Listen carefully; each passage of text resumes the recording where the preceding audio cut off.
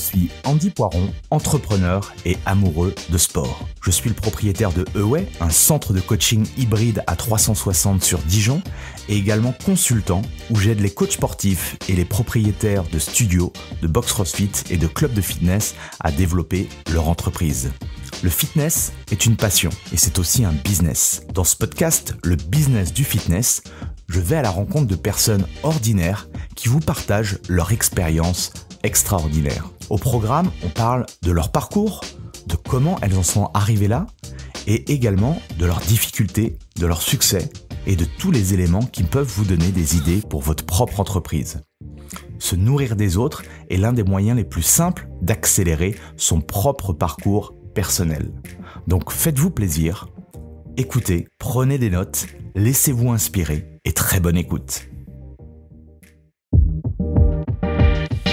Aujourd'hui, je te propose un épisode qui va bousculer tes certitudes si tu es coach sportif et que tu galères à gagner correctement ta vie sans t'épuiser. Je reçois François Virlou, un coach basé à Saint-Malo qui bossait 60 heures par semaine en courant partout pour des séances à domicile, pour un chiffre d'affaires plafonné. Fatigué, au bord du décrochage, il a pris une décision radicale. Investir 10 000 € dans mon mastermind, mais avec un objectif clair, ne pas abandonner. Un an plus tard, François a doublé son chiffre d'affaires. Il finit ses journées à 13h30. Il propose une offre hybride, rentable et efficace, et il a retrouvé du sens, de l'énergie et une nouvelle vision de son métier. Dans cet épisode, tu vas découvrir pourquoi le coaching à domicile l'a mené dans une impasse, comment il a basculé vers un modèle hybride rentable, ce qu'il a appris en chemin et les erreurs à éviter, et surtout comment il a retrouvé la fierté de coacher autrement. Si tu es à un moment de doute dans ton business, cet épisode pourrait bien te donner une claque salutaire. Alors branche tes écouteurs et prépare-toi à revoir tout ce que tu croyais savoir sur ton métier.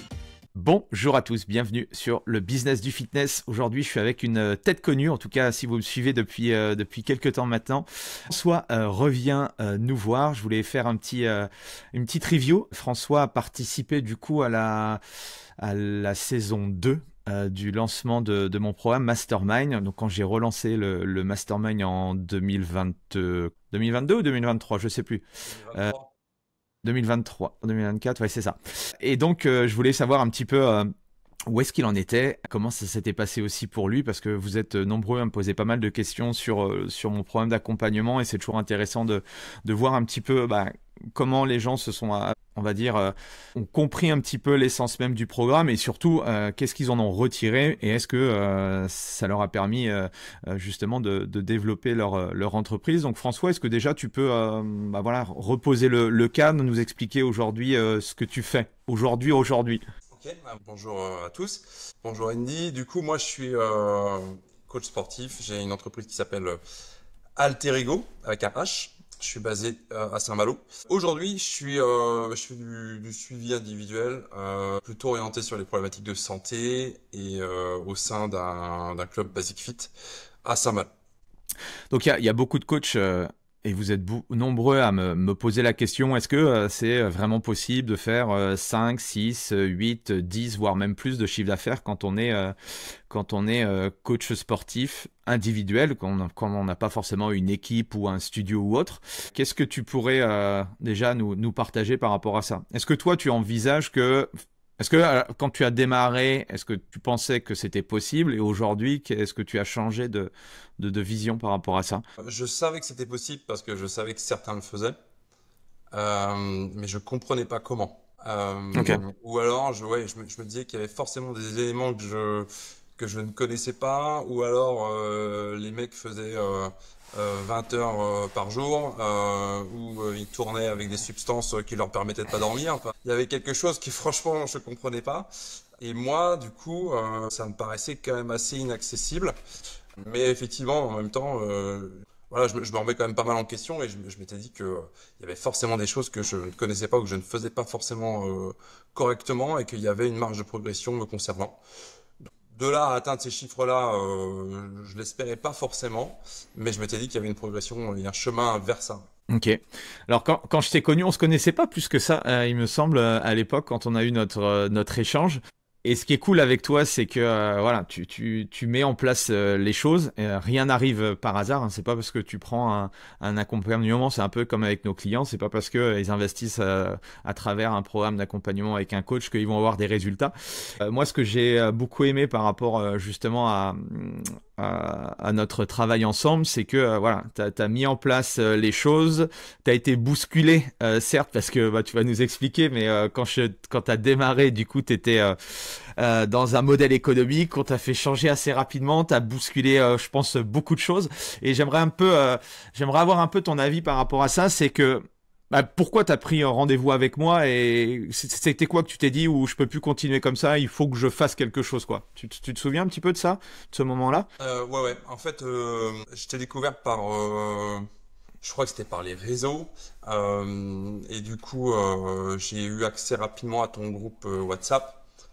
Et ça devait être 6-8 mois avant que je démarre le mastermind avec toi. Ok. Donc j'ai regardé quand même ce qui se faisait sur le groupe avec attention. Je vais pas mis un seul message, je pense, à ma part. Par contre, j'étais très attentif. Je regardais aussi un petit peu les mails qui arrivaient dans ma boîte te concernant. Et tout ça, c'était effectivement dans un contexte pour moi qui était compliqué. J'étais très fatigué. J'étais à une période de ma vie où j'étais très fatigué parce que dans le privé, c'était un peu compliqué sur ma vie perso, notamment parce que j'avais fait un mauvais investissement financier dans une maison. Enfin, j'avais acheté une maison qui en fait s'est avéré voilà, un mauvais achat. Je dû me lancer dans une rénovation qui n'était pas prévue. Ça m'a pris énormément de temps, énormément d'argent et d'énergie. Et en même temps, il fallait bien sûr maintenir le business, notamment pour financer cette rénovation. Mhm. Et tout ça a fait que, à un moment donné, si tu veux, j'étais vraiment très très fatigué. Je voyais le chiffre symbolique des 40 ans arriver également, ce qui faisait un peu de moi un vieux dans le milieu. Je te partageais ça ressemblait à quoi ta journée type toi à l'époque, tu te souviens? Ouais, bah la journée type, c'est la journée coach sportif à domicile, puisque c'était comme ça que je travaillais. Je partais le matin et puis j'étais sur la route et j'enchaînais en fait les coachings et les temps de trajet. Dans le meilleur des cas, j'arrivais à faire en sorte que ça s'enchaîne bien, que j'ai pas trop de gaspillage, on va dire, de kilomètres. Tu vois, que les tournées soient assez rationnelles et que les maisons s'enchaînent pas trop loin les unes des autres. Mais ça, c'est pas toujours possible. Enfin, c'était pas toujours possible.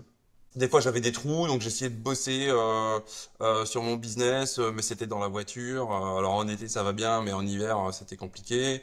Bref, c'était inconfortable, c'était assez aléatoire, et ça faisait partie en fait des éléments qui m'ont fait prendre conscience qu'il fallait que je change parce que les premières années, je m'en contentais, et puis au fur et à mesure du temps, je perdais la main sur mon business, j'arrivais moins à maîtriser les plannings et, euh, et du coup voilà, c'était compliqué, les revenus devenaient irréguliers.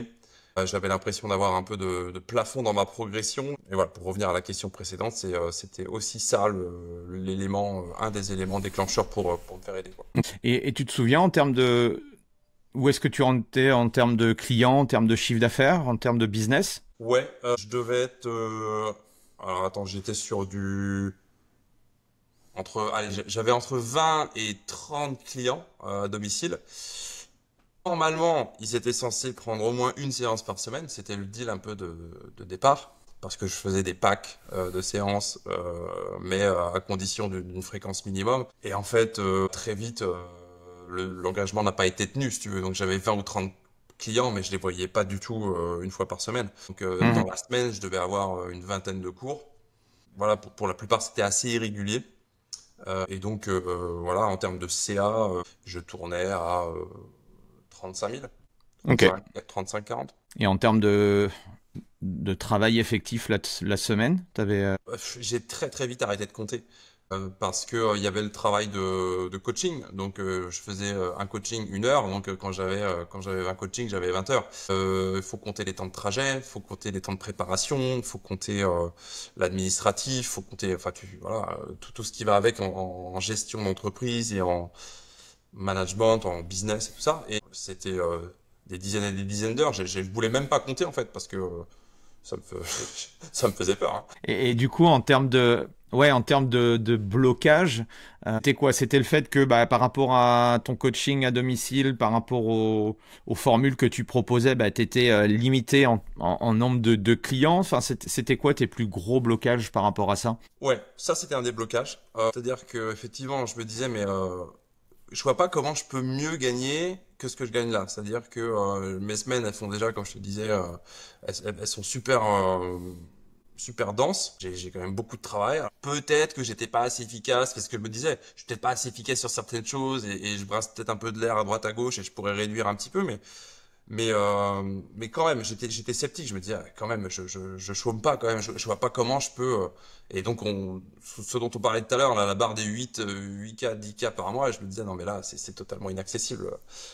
Hmm. Donc ça, c'était le premier point. Je voulais comprendre comment on pouvait gagner du temps voilà, et des revenus en même temps. Donc assez rapidement, j'ai compris quand même que l'idée de centraliser les clients dans une salle pouvait être pertinent.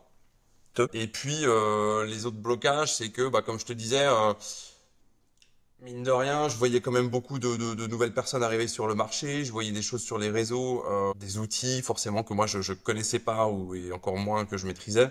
J'avais l'impression d'être vraiment en décalage avec ça et je savais pas comment. Je savais pas où trouver en fait l'endroit pour découvrir ces outils-là, apprendre à m'en servir et me remettre à jour en fait. Donc voilà, cette sensation un peu d'être en décalage et de plafonner, quoi. Euh, Qu'est-ce que tu attendais justement d'un accompagnement ou de cet accompagnement-là ou quel que soit l'accompagnement, tu voulais quoi toi? C'était quoi tes objectifs? Je voulais, je voulais plus de tout en fait quoi. Je voulais, je voulais si tu veux réorganiser mon business pour les raisons qu'on a évoquées, me mettre à jour comme je disais. Mhm. L'idée aussi donc d'être beaucoup plus efficace sur le ratio temps-travail et surtout en fait avoir des perspectives d'évolution. Parce que ce qui vraiment en fait moi me posait problème, c'est que comme je te disais, j'avais l'impression de plafonner. Et donc je m'étais dit ok, mon CA il est à cette hauteur-là. Je vais pas pouvoir aller au-delà. Et encore pire, si je décide un peu de prendre des vacances, je vais même régresser. Hmm. Parce que je prenais quand même très peu de vacances. Et du coup, les perspectives étaient assez bouchées. Je me disais, non mais ok, je vais pas tenir encore. Enfin, je sais pas combien de temps il nous faut pour aller jusqu'à la retraite, mais je vais pas tenir encore toutes ces années comme ça. C'est pas possible. Je vais craquer à un moment donné. Et puis je sentais un petit peu aussi, mine de rien, que l'enthousiasme s'essoufflait. Et je voulais pas d'un métier que j'adorais, si tu veux, que ça devienne un métier qui me gaffe, quoi. Donc il fallait que je trouve quelque chose ou quelqu'un qui puisse montrer qu'il y avait un chemin quelque part que j'ignorais pour évoluer. Ok. Alors, on est tous un peu pareil, c'est un peu peut-être l'être humain, mais on a des difficultés à vouloir investir, même si on sait sans doute que ça serait intéressant pour nous. Et beaucoup de coachs me disent, voilà, ils sont prêts à franchir le cap, mais souvent, voilà, il y a leur petite voix dans leur tête qui dit, bon, je le ferai plus tard ou je le ferai quand j'aurai gagné tant de chiffre d'affaires. Est-ce que toi, enfin, quelles sont les questions que tu t'es posées entre le moment où on a eu notre rendez-vous ensemble et puis le moment où tu as validé ton accès au mastermind? Non, je ne me suis pas posé tant de questions que ça.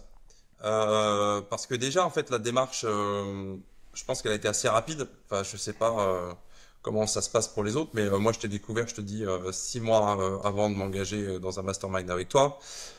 Je trouve que c'est assez court comme délai. Euh, après, après, je pense en fait que c'est comme avec nos clients, c'est-à-dire que quand tu es confronté à un vrai problème, que ce problème-là, il a pris une place tellement importante dans ta vie, et qui te met en danger ou qui met en danger des choses ou des gens à qui tu tiens vraiment, tu as beaucoup moins de blocage pour tenter quelque chose, y compris si ça te coûte cher. Et en Hmm. fait, moi, Ok. c'est ce que je te disais, j'étais arrivé à un point vraiment où j'étais vraiment fatigué, j'étais un peu au bout du rouleau, professionnellement et personnellement. Et c'est ce que je t'avais dit soit quand on avait discuté ou quand j'avais rempli un document, je sais plus, mais clairement que c'était une année charnière pour moi. Je me souviens, ouais.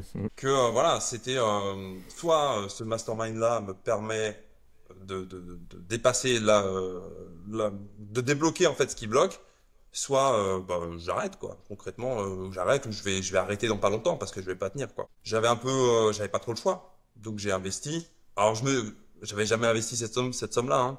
Donc je me suis quand même dit, putain, quand j'ai signé le truc, je me suis dit bon, est-ce que j'ai pas fait une énorme connerie quand même? Il y avait le doute. Mais en même temps, bon, pas de choix non plus, donc pas de regret. Puis j'avais déjà mis tellement d'argent dans ma putain de rénovation que je pouvais, je pouvais bien mettre un billet de 10 000 chez toi.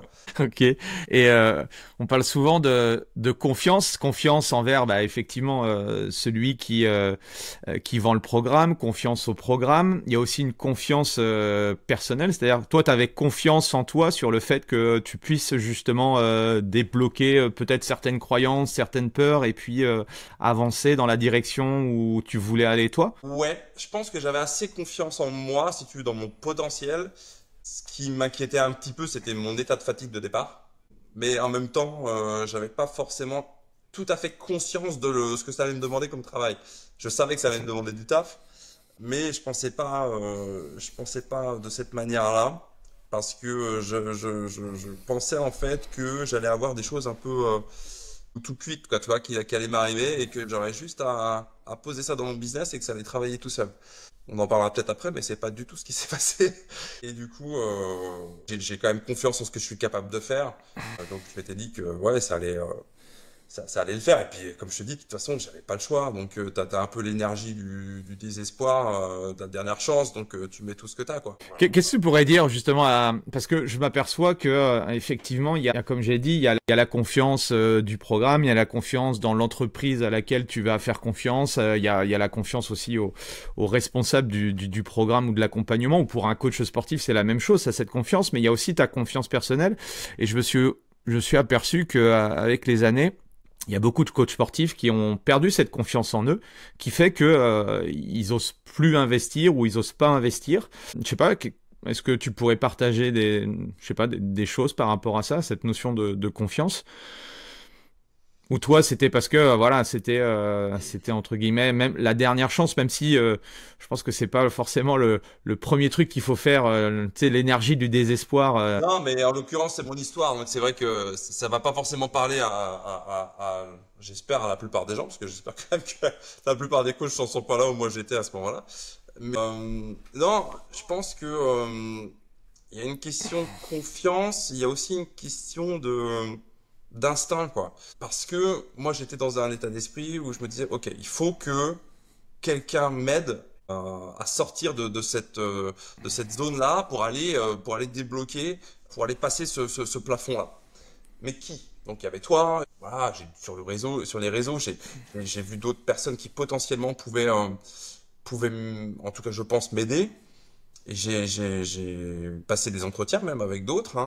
Et au final, l'instinct m'a amené vers toi parce que au niveau du contenu qu'il y avait sur les podcasts, sur le groupe, au niveau de la personnalité également, de ce que je ressentais, je me sentais beaucoup plus en phase du coup avec ce que tu dégageais, ce que tu donnais que les autres. Du coup, voilà, mon instinct m'a vraiment poussé vers toi. Donc, je pense qu'il faut, il y a peut-être des coachs qui ont un peu peur maintenant d'investir parce qu'ils sont un petit peu laissés embarquer par, je sais pas moi, du marketing qu'on peut voir, notamment sur les réseaux et que la valeur en fait de ce qu'on te donne n'est pas forcément à la hauteur de l'investissement que tu as fait.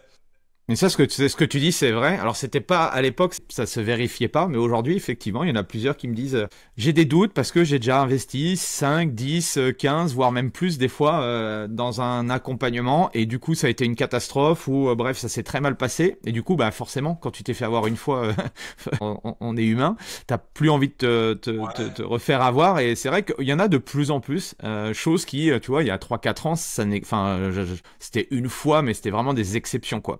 Alors, quelque part, tu vois, c'est normal, hein, t'as pas envie de te faire avoir deux fois. Et je pense quand même que il y a quand même un certain nombre de personnes qui vont investir parfois, effectivement, et qui vont y aller sans rationaliser un petit peu les choses. Tu vois, on va se laisser un petit peu embarquer par un marketing ultra bright, hyper attirant et tout. Donc l'enveloppe est très belle, mais on va pas aller vraiment s'intéresser au contenu ou à la personne. parce que je pense que le contenu est en rapport avec la personne qui crée le contenu, tu vois.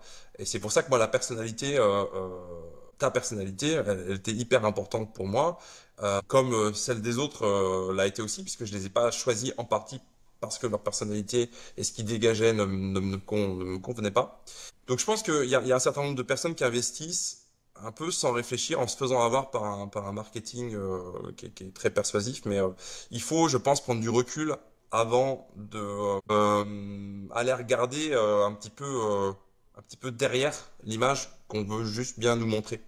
Et en ça, ne serait-ce que, par exemple, sur ton groupe WhatsApp, tu vois, on a quand même le temps de se rendre compte de la qualité de ce que tu délivres, de la qualité aussi des gens qui sont là et qui ont déjà travaillé avec toi, parce que tu n'as peut-être pas forcément accès avec d'autres personnes sur les réseaux ou ailleurs, quoi. Ok. Et du coup, le démarrage du mastermind, ça a été pour toi les premières impressions, c'était comment? Bon, en fait, nous, on a démarré. Je sais pas si tu fonctionnes encore comme ça aujourd'hui, je crois pas parce que maintenant tu mets des masterminds, des rendez-vous physiques en janvier. Mais nous, cette session-là, le premier rendez-vous était en mars. Alors, en janvier, celui de janvier, ça sera la fin de 2024. Parce que je le mets pas en fin décembre. 2025. Donc, en fait, les premiers qui démarrent, normalement, ça sera mars. Ah, d'accord. Ouais, parce que fin décembre, c'est toujours un peu compliqué par rapport à Noël et aux différentes fêtes pour avoir tout le monde. Donc du coup, bah, l'impression, c'est que voilà, tu te lances dans un truc au départ où c'est uniquement en visio, donc tu as quand même accès à un certain nombre d'outils, tu découvres aussi les personnes qui vont t'accompagner durant cette année-là, et qui finalement voilà, ont certainement traversé les mêmes choses que toi, les mêmes doutes que toi en investissant 10 000 euros dans un accompagnement comme ça. Bah donc l'idée c'était de voilà, je te dis, je m'attendais à avoir plein de choses que j'allais pouvoir un petit peu choisir comme sur une liste du Père Noël, tu vois. Je dis tiens, je vais prendre ça, hop, et je vais le mettre, je vais le mettre dans mon business. Et finalement, je me suis rendu compte assez vite que ça allait pas être ça. Et que si moi vraiment je me bougeais pas derrière, bah, il allait pas se passer grand-chose. C'est-à-dire tu m'apportais un cadre, tu m'apportais euh, des outils.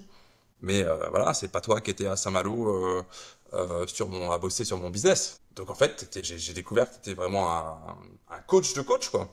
Et non pas quelqu'un qui allait vraiment venir bosser pour moi dans mon business, quoi. Et ça a été un petit choc. Ouais. Et est-ce que tu t'es dit, ouais, non, en fait, ça me convient pas? Euh, Tu peux être franc, hein. Il y a rien à cacher. Surtout que, alors, on va remettre un peu de contexte. C'est assez rapidement, du coup. Alors, je t'ai poussé, mais en fait, le groupe aussi t'a dit, bah tiens, ce serait peut-être bien que tu regardes pour centraliser un petit peu, parce qu'effectivement, le fait de faire du domicile, comme tu nous as expliqué, bah, on perd beaucoup de temps, mine de rien, même si on essaye de structurer tout ça, on perd beaucoup de temps. Ça s'est fait assez rapidement. En fait, cette réflexion de vouloir changer. alors la réflexion de vouloir changer, elle était déjà présente, Mm. mais j'avais pas de structure à disposition. J'avais des salles, mais qui étaient déjà occupées, que je voulais pas forcément intégrer en plus de ça, pour des raisons là aussi de personnalité avec les personnes qui étaient sur place. Et du coup, pas trop d'options, même si je gardais ça en tête. Et ce qui s'est passé, c'est que j'avais quand même posé mes jalons déjà un an ou deux auparavant auprès de Basic Fit, parce qu'il y avait des rumeurs comme quoi une nouvelle salle allait ouvrir dans ma ville.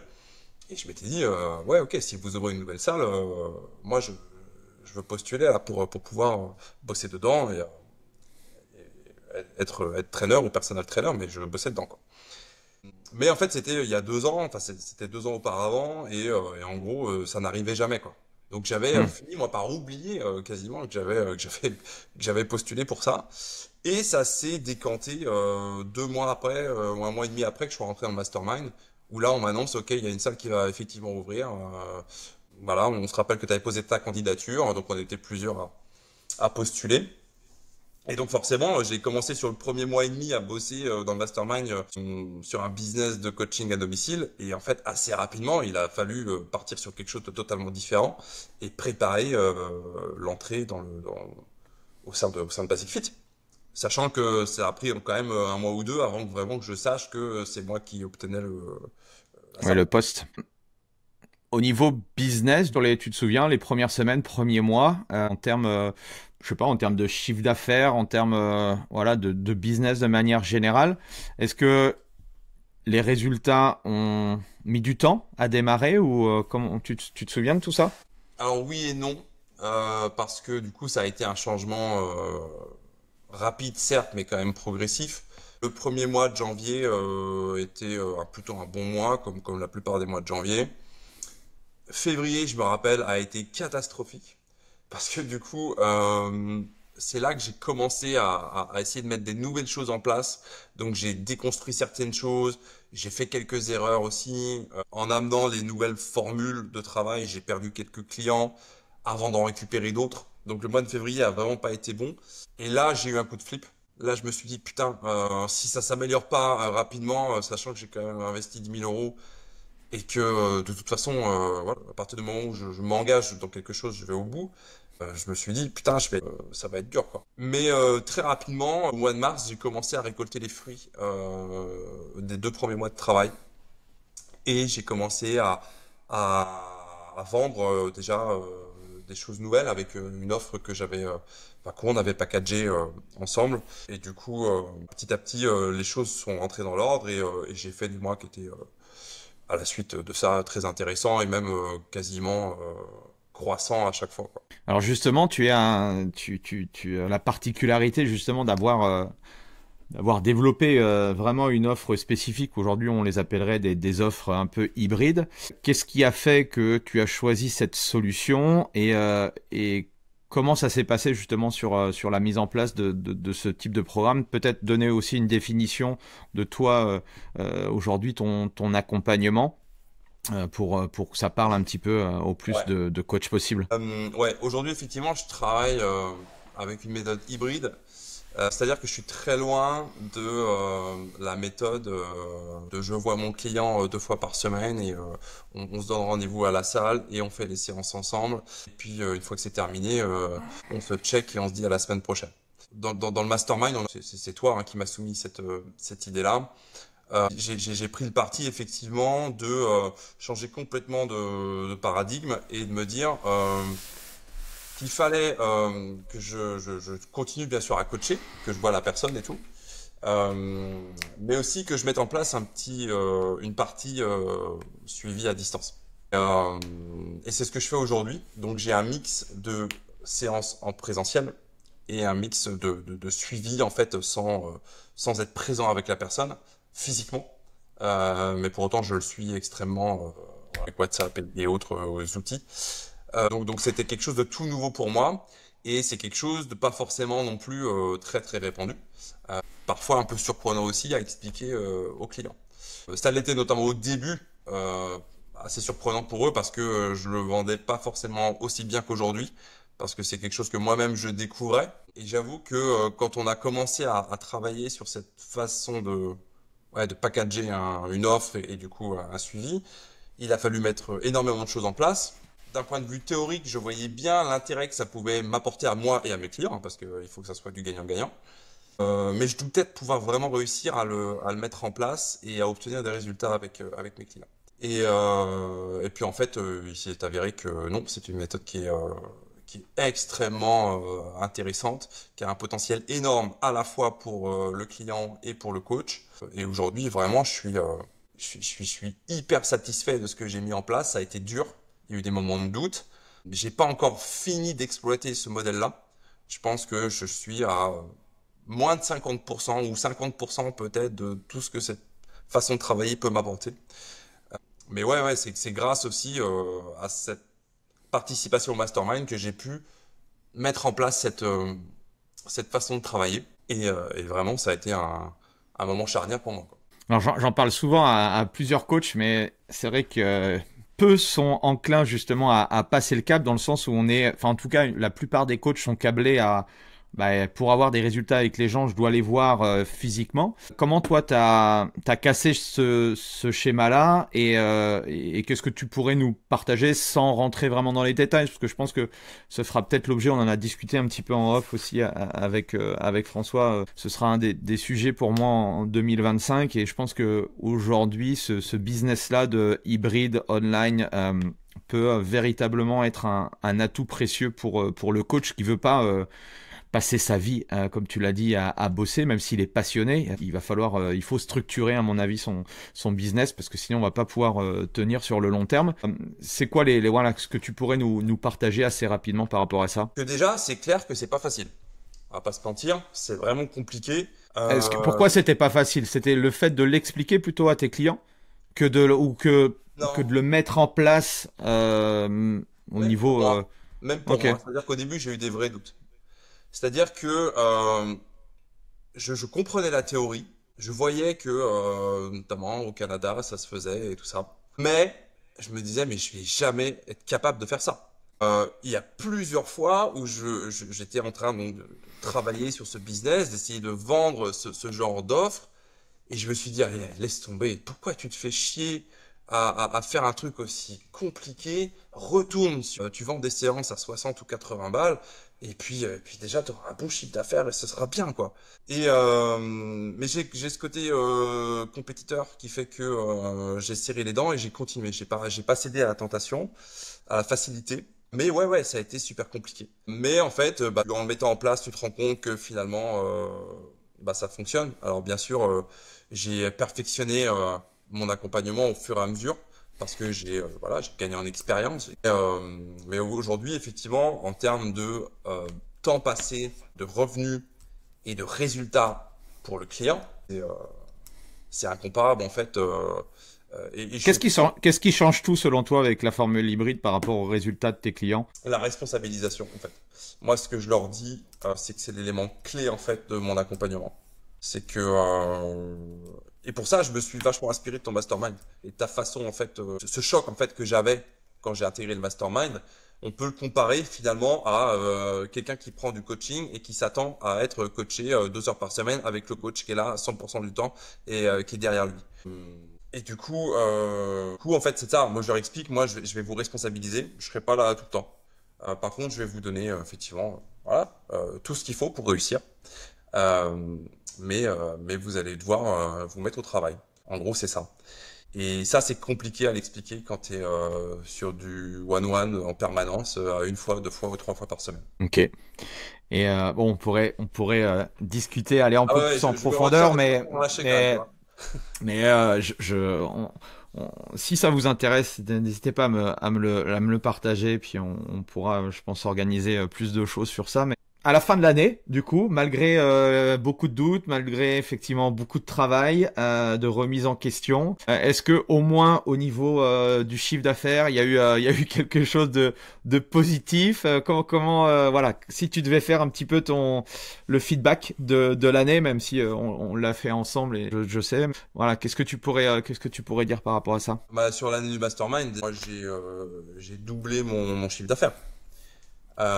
J'ai doublé mon chiffre d'affaires et notamment parce que voilà, j'ai changé ma vision du coaching, j'ai mis en place de nouvelles choses, j'ai beaucoup travaillé, mais au final, effectivement, j'ai senti que sur les derniers mois, les 2, 3 derniers mois du mastermind, j'étais vraiment en pleine accélération en fait. Les 9 premiers mois m'ont permis de mettre les choses en place et d'accélérer progressivement.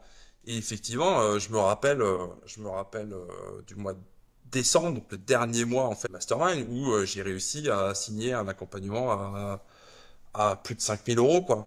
C'était ma plus grosse vente à l'époque quoi. Et donc c'est vrai que à ce moment-là, quand j'ai commencé à regarder un peu en arrière, effectivement, je m'étais dit qu'il y avait du chemin de parcouru quoi. Quand est-ce que tu as réalisé que t'avais passé le niveau supérieur?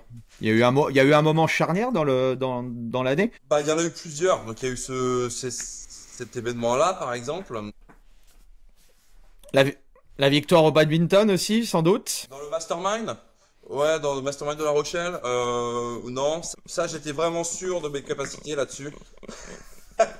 Donc j'ai pas été surpris. Merde. Euh, non, non, pour le coup, il y a eu plusieurs moments où effectivement, je me suis dit, putain, ouais, j'ai parcouru du chemin.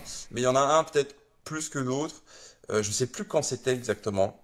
Et à un moment donné, effectivement, bah, je fais mes coachings. Donc moi, si je dois resituer un peu aussi comment je travaille, c'est que je voulais gagner en temps, comme je le disais, en temps de travail. Donc je voulais réduire l'amplitude horaire sur une journée. Et du coup, maintenant, je ne fais plus mes coachings que le matin et le midi. Donc à 13h15, 13h30, j'ai fini mes coachings. Et à un moment donné, effectivement, je sais pas quel jour dans la semaine on est, mais peut-être le mercredi ou le jeudi, tu vois. Et je me dis, mais putain, mais j'ai l'impression de rien foutre, quoi. En fait, ça marche pas ce que je fais, quoi. Je travaille pas, quoi. Je travaille pas, j'ai pas de taf, j'ai pas de coaching, quoi, tu vois. Parce que j'étais un petit peu resté sur les repères d'avant. Et pourtant, je vais regarder un peu le compte en banque, sur Indy, les revenus et tout. Non, j'ai des très bons revenus par rapport à ce que j'avais avant et tout. Je regarde un petit peu les retours clients, ils sont tous super contents, ils sont en progression et tout. Et en fait, je me dis, ben non, en fait, c'est juste que ce que t'étais venu chercher, t'es en train de l'avoir là. Et tu gagnes mieux ta vie, tu bosses moins longtemps, t'es moins fatigué, tes clients sont plus contents qu'avant. Et en plus, t'as du temps pour mettre d'autres projets en place. Et ça, à un moment donné, effectivement, ça a été assez symbolique. Je me suis dit, ouais, ok, bah, j'ai réussi, quoi. Donc c'était plutôt vers la fin de l'année du mastermind, mais je me souviens bien de ce moment-là. Et qu'est-ce que tu pourrais dire à, je sais pas, peut-être à ceux qui nous écoutent et qui hésitent à franchir le cap? C'est ce que je disais un peu tout à l'heure, quoi. Si vous avez un vrai problème, si vous avez un plafond qui vraiment vous empêche de voir l'avenir sereinement et que ça vous fait peur, vous allez passer, à un moment donné, je pense que vous allez prendre votre courage à deux mains et franchir le cap. Si vraiment, si les gens hésitent trop, c'est que finalement ils sont pas si mal que ça dans leur situation, ou alors qu'ils se voilent la face. Et Hmm. c'est peut-être là-dessus aussi qu'ils doivent travailler. Est-ce qu'ils sont lucides sur la situation, leur situation aujourd'hui, et est-ce qu'ils sont lucides sur leur capacité à tenir cette situation dans le temps, ou est-ce qu'ils ont besoin de sortir de leur isolement, d'avoir de nouveaux outils, d'avoir plusieurs cerveaux qui vont bosser avec eux sur leur business aussi, leur donner des idées, lui permettre de s'inspirer en fait d'autres personnes. À partir du moment où tu te dis, je vais avoir besoin de ça pour tenir dans le temps et me mettre à jour et évoluer avec mon temps aussi, bah, je pense que naturellement, tu prends ton courage à deux mains et puis tu investis. Si tu es chef d'entreprise, de toute façon, tu es obligé d'investir à un moment donné, hein, sinon ton entreprise, elle meurt, hein. Bah, merci en tout cas, François, ça fait plaisir, même si je savais un peu l'histoire, c'est toujours intéressant de revenir là-dessus et j'insiste surtout sur le fait que euh, moi et le groupe, en fait, on est un appui, mais en aucun cas, voilà, c'est juste bah, la personne, en l'occurrence toi, qui a fait tout le travail et le cheminement nécessaire pour y arriver. Et je répète une nouvelle fois, c'est pas parce que vous rentrez dans un, enfin en tout cas par rapport à ma vision des choses, c'est pas parce que tu rentres dans le programme que tu vas faire un x2 comme a pu faire François sur ton chiffre d'affaires. Ça va nécessiter effectivement de ta part, de là déjà du point de départ, de ton point de départ, de là où tu en es aujourd'hui, et de mettre en place les actions. Ce qui est intéressant, c'est que chacun peut partir en fait dans des directions différentes en fonction des objectifs des uns et des autres. Mais voilà, ce que vous avez entendu, je peux pas le garantir. C'est pour ça que dans le programme, je peux pas vous garantir que vous allez avoir les mêmes résultats que François, même si je veux, moi, je veux faire effectivement ces études de cas tous les ans et bah voilà, pour que d'autres coachs rejoignent le programme, j'ai besoin que ça fonctionne aussi. Mais en tout cas, voilà, félicitations à toi. Et je pense que ce que tu as appris aussi pendant toute cette année de mastermind, ça t'a permis aussi de construire des fondations qui te serviront peut-être pas toute ta vie, mais en tout cas une oui, ça te servira quand même plus longtemps que sur un an, quoi. Non, mais c'est sûr, moi je l'ai dit voilà, dans à d'autres moments quand on a discuté ensemble, il y a eu un avant et un après Mastermind. Ça m'a permis de construire de nouvelles fondations. Donc c'est pour ça qu'il y a eu beaucoup de travail parce que les fondations, il faut qu'elles soient solides parce que c'est là-dessus après que tu vas poser toutes les pierres de ton entreprise et que tu vas choisir dans quelle direction tu veux l'amener. Mais voilà, il y a eu un gros travail de fait et clairement, effectivement, ça va me permettre de m'appuyer dessus pour de nombreuses années à venir.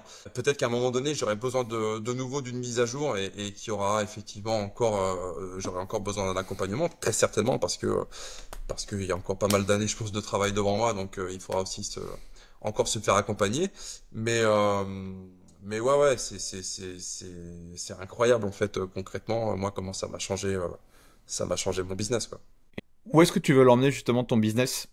Enfin, où est-ce que tu veux aller avec ce business-là? Parce qu'en fait, chacun peut l'emmener là où il le veut, entre guillemets, s'il se donne les moyens.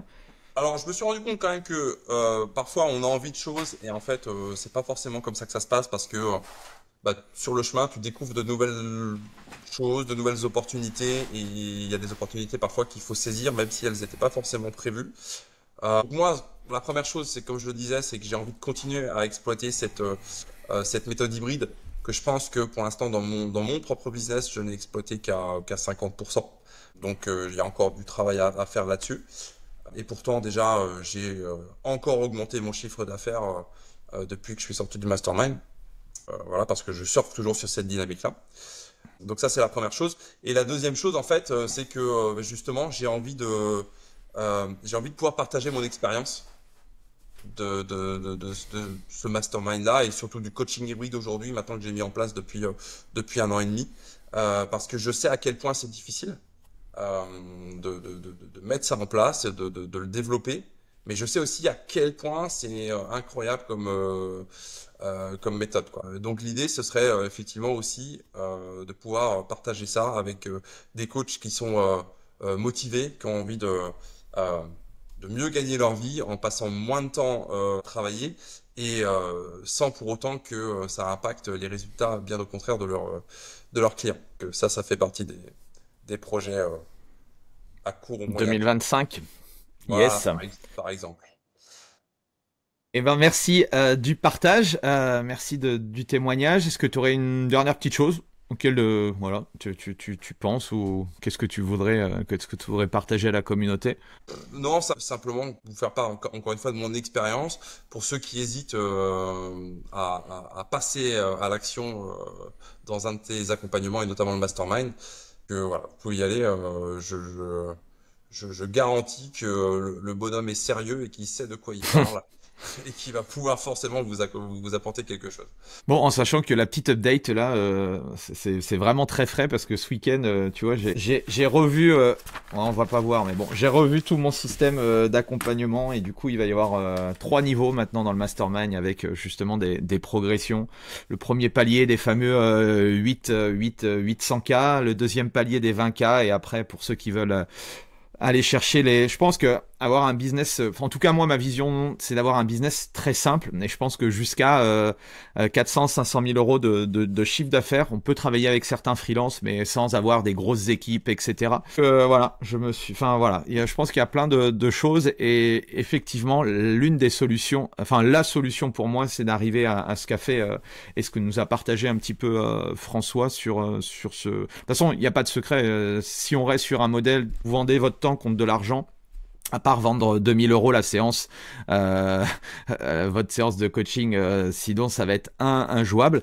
Et comme l'a dit aussi François, et c'est ça je pense qu'on a du mal à saisir, c'est que c'est pas parce que vous ne voyez plus la personne 45 minutes toutes les semaines que la personne elle aura pas de résultats, bien au contraire, parce que les points de contact du coup dans un modèle hybride ou online sont beaucoup plus nombreux et comme l'a dit aussi François, c'est ce côté responsabilisation qui va faire que à terme les gens vont voir le potentiel hyper intéressant du système, quoi.